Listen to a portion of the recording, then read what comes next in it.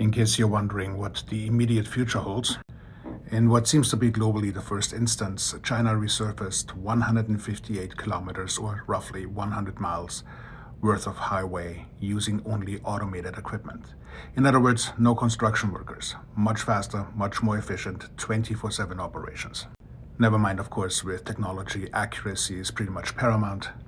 And also the size of the machinery seems to be pretty colossal. There's one person down here right next to me that seems to be someone who is essentially an observer.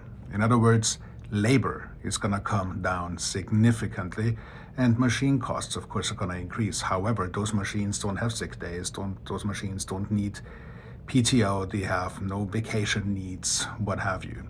In other words, for the companies who operate such machinery, greatly beneficial. But what are we going to do with the workers?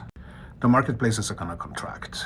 The room for employment is going to get smaller, and only the best of the best of the best are still going to have a job, or the ones who have the least economic demands. In other words, you can pay them the least amount of money for the same type of work provided. Originally, there was some thought that the blue-collar industry, such as, for instance, paving a highway, would be relatively immune. Well, clearly that doesn't seem to be the case anymore. And with marketplaces contracting and therefore no income being available, the only saving grace for society to preserve its sanity and safety is to introduce universal basic income across the board, adjacent to universal healthcare and various other universal benefits. If we don't do this and follow suit with the breakneck speed of technological advancement, then society is going to crumble under the weight of that which is actually being taken away, and that is employment and compensation. Going to be an interesting, well, I'd say about another 5 or 6 years to see how we adjust to that which is unstoppable, and that's tech advancements and robotics. And if we don't follow suit, what's going to be next? This is really just my opinion on this subject, and of course can easily be contested and argued with, so please feel free to do so in the comments. I do believe that the best of the best will be kept because automation, robotics, engineering needs to advance as time goes by. And equally, the ones with the least economic demands are going to be kept until even they become too expensive and will be replaced with automation.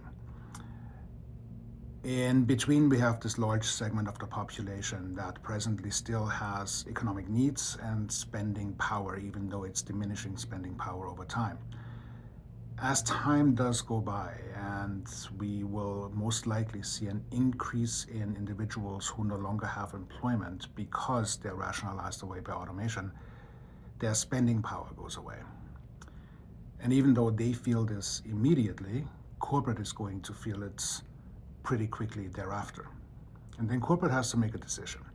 Either they get ahead of what will be inevitably losses and argue for universal basic income to keep the spendable income going so that they actually continue their operations and pay out the shareholders and all that good jazz that we call fiduciary responsibility, or they're going to see their profitability dwindle, which is not going to look good for them, not going to look good for the shareholder. So in other words, spendable income coming through this larger segment of the population is going to be paramount for them to survive as well. That's why I see universal basic income as one of the functions that could potentially avert disaster. Again, just my hypothesis that may be completely wrong. I'm not an economist, but take it away if you think this is going to be different and what could be done rather than UBI. Personally, I don't see any other option. And it has proven so far to have really great outcomes. So it's UBI or bust.